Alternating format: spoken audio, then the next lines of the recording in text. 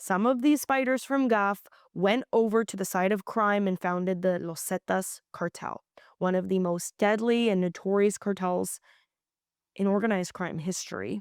And this investigation that's going on in Ukraine also mentions that at least 3 former FARC fighters passed through the International Legion and they used fake Panamanian and Venezuelan documents.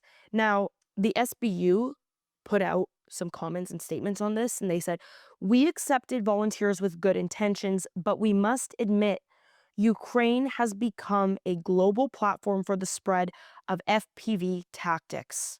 This publication also adds that some people came here to learn how to kill with a $400 drone and then sell that knowledge to whoever pays the most.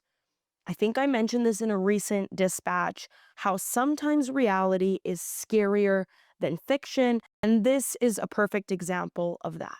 It's like that typical action crime movie where someone goes to get the special tech or learn a special skill that they can later sell to the highest criminal, evil mastermind bidder. And it appeared as though that's what Aguila Sudden, this Mexican national, was trying to do. He likely had already operated with organized crime members in Mexico. That's why he showed up in Ukraine with extensive knowledge and wanted to further that knowledge. I mean, I'm a big proponent for learning and being a lifelong learner. This is just not that, okay? These individuals, the FARC individuals in Aguila 7, reportedly showed up in drone-focused units and were flagged via their accents, because keep in mind that this investigation was focusing on people of Spanish-speaking descent and their tattoos. I think if we've come to learn anything at this point, whether it be through Trump's administration sending people to El Salvador, to Secot, or these types of investigations, or even if just looking back over the course of gang violence in the US over the past decades, tattoos will rat you out, okay? You don't even need an informant if you have your criminal history just tatted all over your body. So many of these individuals were facilitated by private military companies, private military company networks that were helping these people sort of get there, match to the groups that they had to learn through, and then I guess operate in Ukraine. So there were these private military company networks in Latin America offering forged documents and travel logistics, which would typically send these people through like Moldova or Slovakia, eh, countries where you can really fly under the radar and there isn't too much government oversight. This allowed these individuals to bypass vetting and essentially get direct placement in drone units. And typically, what this investigation found out is that these private military company networks are allegedly connected to cartel resources in order to funnel recruits into Ukraine. Okay, so we've talked about a lot how cartels have outsourced a lot of what they're doing. And this is a prime example of that. Outsourcing training for recruits to a country in the middle of a war to learn Warzone tactics. Ukraine's training centers, typically in Lviv and Donbas regions, now they're training thousands of people in FPV drone use, construction, piloting tactics, and electronic warfare evasion.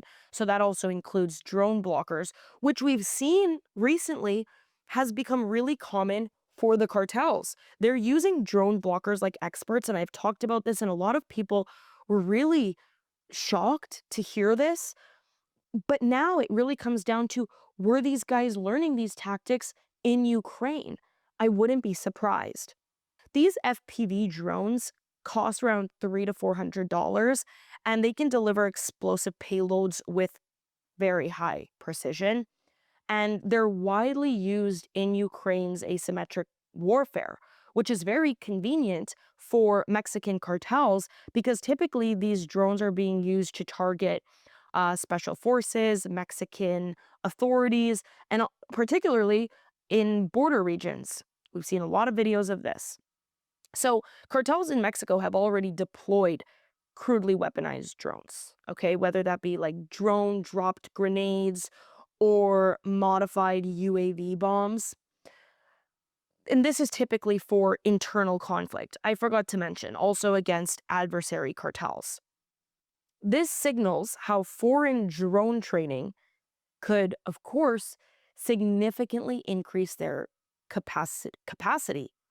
Th- these people already, kind of in a rudimentary way, learned how to operate high level, deadly tech.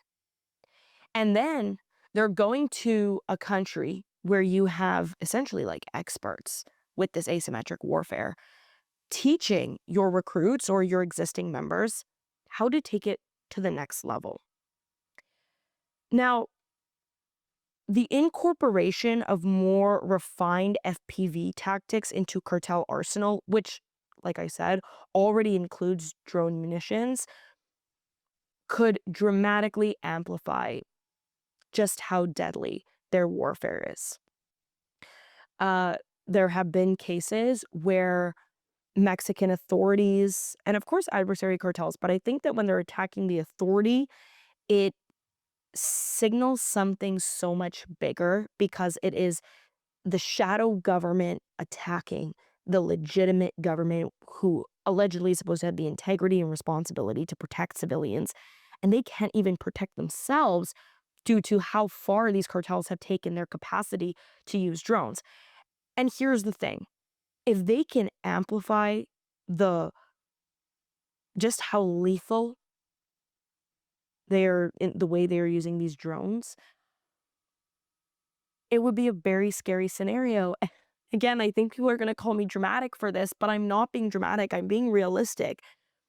You have these cold-blooded killers using drones and learning how to further their capacity through first-person view drones in Ukraine, coming back to Mexico to take on adversarial cartels or fight the government or whoever it may be. It scares me for civilians more than anything. It really does. Now, in response to the investigation and the findings in Ukraine, Ukraine's SBU has established a specialist counter proliferation unit working with Interpol, DEA, and several European agencies. That also includes agencies in Poland, shout out, and Bulgaria, really just any surrounding countries to vet volunteers, share intelligence, and disrupt these private military company networks who are helping these people get into Ukraine. Certainly, this isn't something that Ukraine, I don't think, could take on by themselves, considering they're in a war, but also because surrounding countries are being used as like proxies to get these individuals into Ukraine. Like I mentioned, Moldova, you have to kind of have the neighboring countries alert of what's going on in order to avoid this, avoid their access entirely. So there's also now stricter background checks focusing on Spanish speaking applicants, and certain routes, like through Moldova, are flagged, and so are these certain private military companies. And now they're doing criminal records cross-referencing.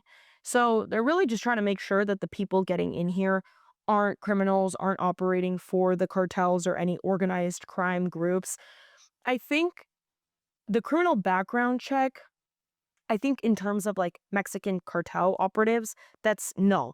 That's just not going to work because as we know with the level of impunity and corruption, there are a lot of high-level criminals who actually don't even have a legitimate criminal background in Mexico. And so I think the focus should mostly be on what are their intentions for going to volunteer in Ukraine, and it can't just be taken word for word. So, for example, that cartel Aguila 7 who said he was going for humanitarian reasons. It's like, okay, let's dive a little deeper. And how do you know how to already operate a drone like a pro? All right, to wrap this up, I kind of want to give you guys an overview of what the implications and threat trajectory of this looks like, because that's all I can really think about after reading this report and all of the information surrounding this investigation. And like I've said time and time again, I care about the human toll and what this looks like for the future of these cartels and their transnational expansion. So, of course, there's this regional security impact. Okay. Cartels with FPV drone expertise could launch precision strikes, extremely precise, more than they already are, against, of course, rival groups or state targets inside Mexico.